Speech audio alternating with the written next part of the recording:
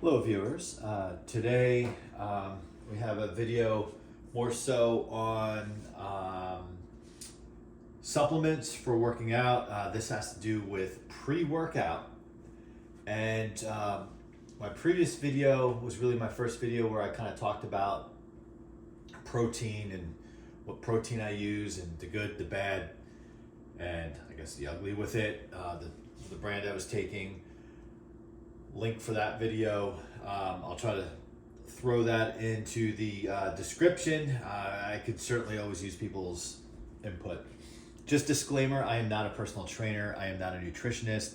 However, I am a lifelong fitness person, having run marathons, half marathons, weight train. So certainly I know my way around, and I eat a fairly clean diet. However, with my supplements, there's this, I guess, wave now of, do we eat or take supplements that are all organic, that are, all natural? Do we do away with supplements and just eat super clean and green? There's so many schools of thought, right? And I'm just kind of curious of what everyone's take and what everyone's doing. So I'm going to do a little unboxing here because that's the YouTube spirit, right?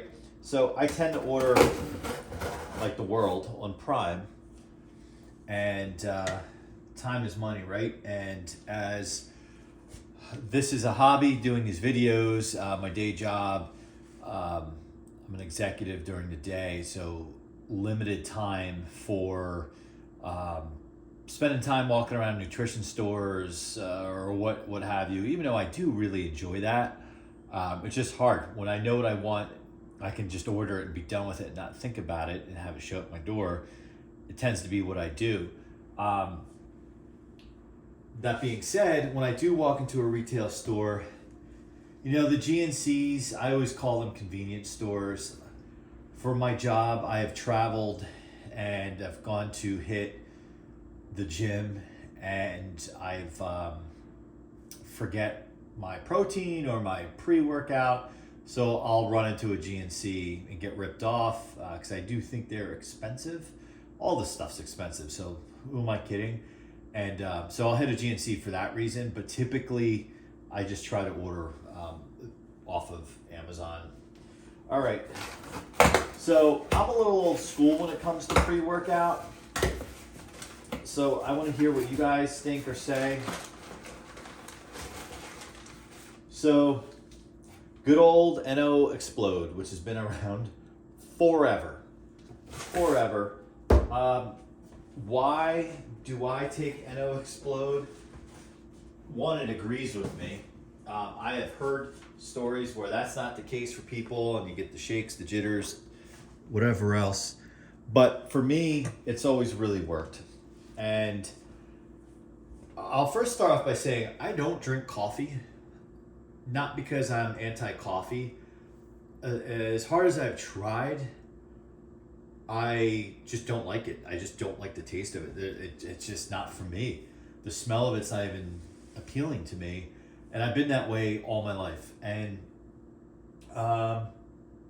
so I don't get caffeine that way, or that extra kick that way. I don't even really drink hot tea, maybe on a really cold day. I used to drink soda. I really don't. I'll maybe occasionally, but really stay away from that. So that source of kind of a caffeine thing there. So for me, I cycle pre-workout. What I tend to do is in the fall, usually around October, up to that point, I'm not taking anything. And then how I cycle it is starting October 1st, I will take pre-workout for one of my morning workouts. I'm at the gym anywhere from 4 o'clock in the morning. I get there, depending on which location I'm at, I'm either there at 4 o'clock in the morning or 5 o'clock in the morning. So I'll start in October, one day a week for the month of October. Usually my most intense workout, which is on Sundays, I'll add in some pre-workout. November, I add a second day until I get up to 5 days. So I go essentially 5 months. And then when we get to April, we go in reverse. We start taking it away. So I try to cycle it, and yeah, I do notice, because with NoXplode there is creatine in there. I go way back to the earlier days of creatine in the 90s, when I was in my 20s, and I would just take Muscle Tech's creatine powder, right? And I've always had good results with it if I cycle it. Yes, you do put on water weight, absolutely, because as I cycle this stuff away, I noticed that. But for me, it works really well because my workouts change in the spring. I go from heavy strength training to more lighter, quicker, I should say, shorter rest between reps, lighter weight. I start to incorporate machines into my workout because at my age, not that I'm a dinosaur, but I have been lifting a long time and I lift heavy weights. So usually by spring, summer, as I focus on leaning out and the break on my joints, so I use the more machines, incorporate machines into my workout, lighter weight, higher reps, less rest. That works for me. And then by the fall, as I cycle this back on, I'm shifting back into heavy weight training again. Do I get jitters or anything like that with this stuff? No, but occasionally I do get that. And for you guys who take pre-workout, if you get that kind of like itchy skin feeling, I think there is a term for that. I sometimes will get that every once in a blue moon. And sometimes, for whatever reason, I'll randomly start to sweat more. But I notice my heart rate doesn't go up. I have a watch, and I have the heart rate. I don't really see that. I don't feel like my heart's gonna explode out of my chest or anything like that. But I do notice if I take it 30 minutes before the start of my workout, about 10, 15 minutes into my workout, I feel like I'm coming on, right? But I don't want to overdo it, and maybe my cycles are too long. But then again, I do know people who just year-round, 365, year after year, they just take pre-workout. They do it. Some people I know, just for a shot of caffeine later in the day, will take pre-workout, which I think is insane to me. So I want to know what you take. I typically order the fruit punch flavor, and I try to get the 60 serving. The 60 servings, it comes in 30, but I'm just, instead of reordering it more frequently. And then, so the creatine monohydrate. What else does it have in here? A lot of stuff, which I won't go through because you can easily Google it. But I just wanted to really talk about it, kind of see what everybody else does, and just kind of get their feedback. Now, I have tried others over the years. I used to work, my previous day job, I worked with a guy, an experienced bodybuilder, and he would get a lot of free samples, and I've tried everything, things I've never heard of, that these nutrition companies send you free samples, because he ordered a lot and regularly, so they would send him samples of different things. And it was interesting, but I really always kind of liked NoXplode. I'm kind of, again, old school. Once I settle in on something, I use it until I'm exposed to something that's just like way better. However, just a other quick topic here, or still pre-workout. I have tried others like Ghost. Ghost was a situation, actually this ties nicely back to GNC, kind of being a convenience.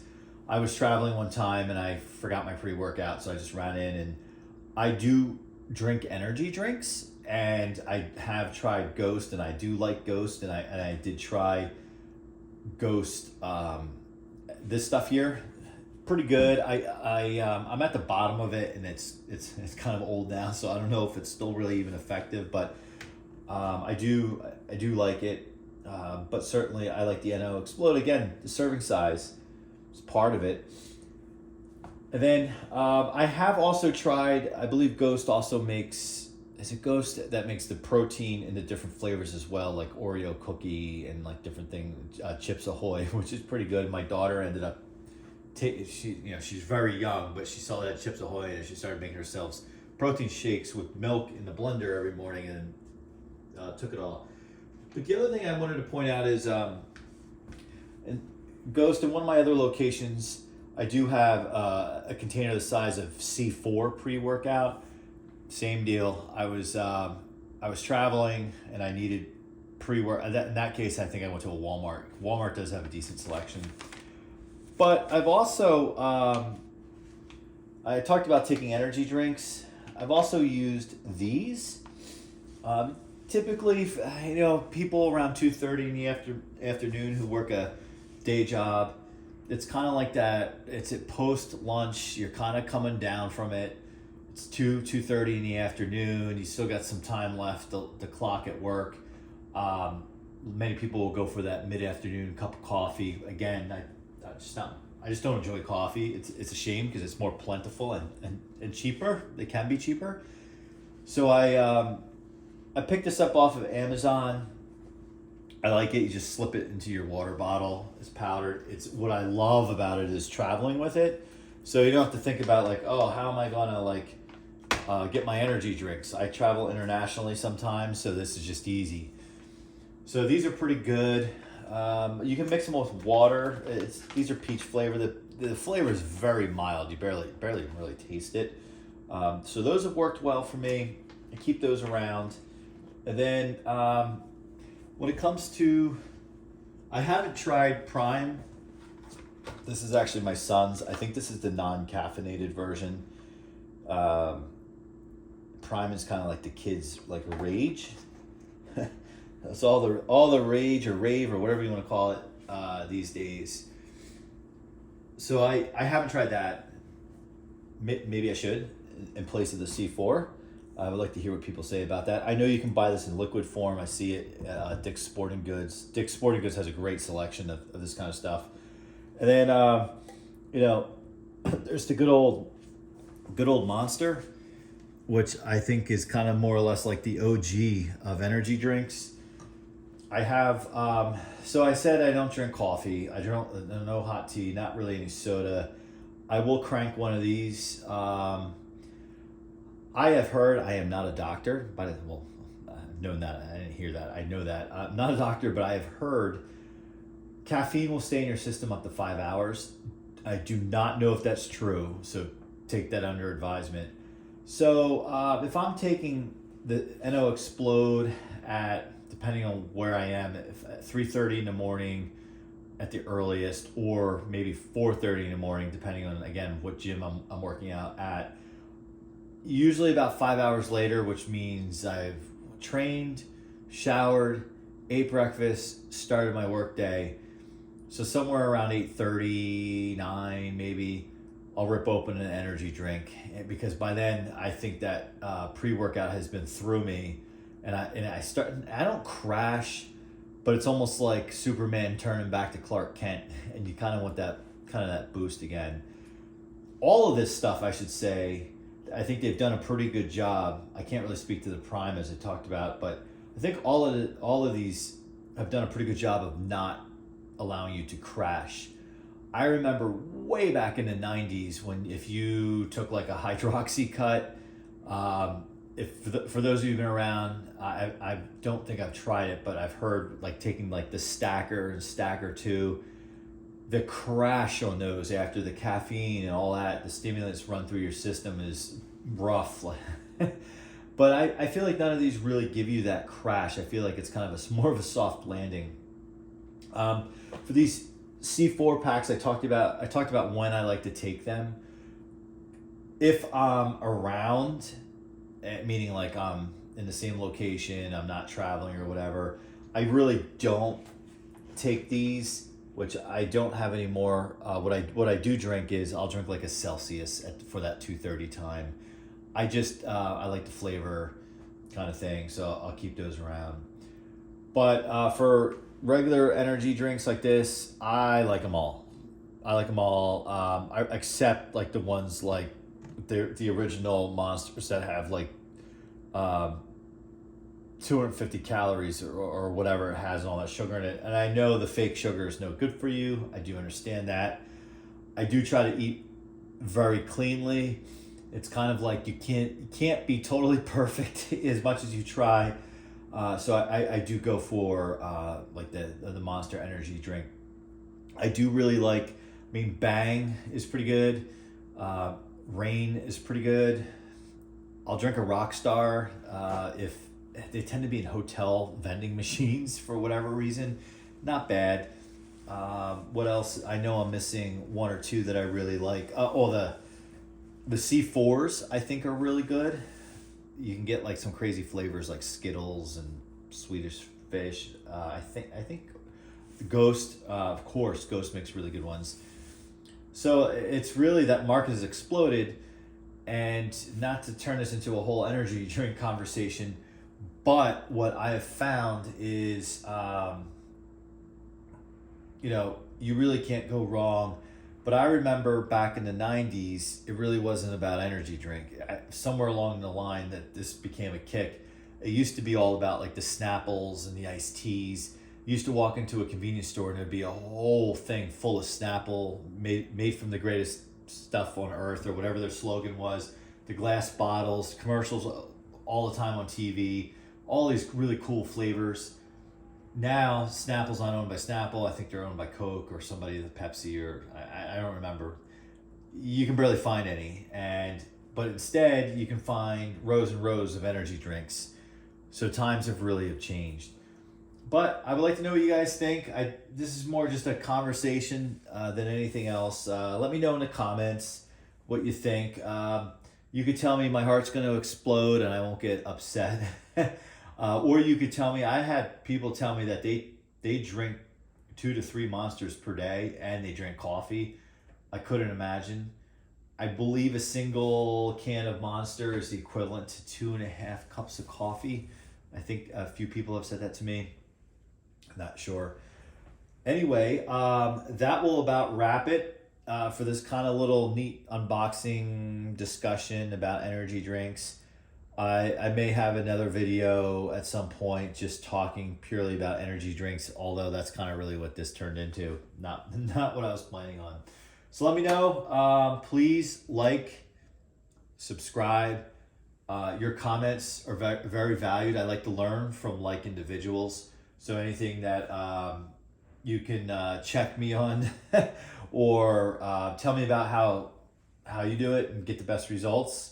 Would love to hear it, and thanks for watching.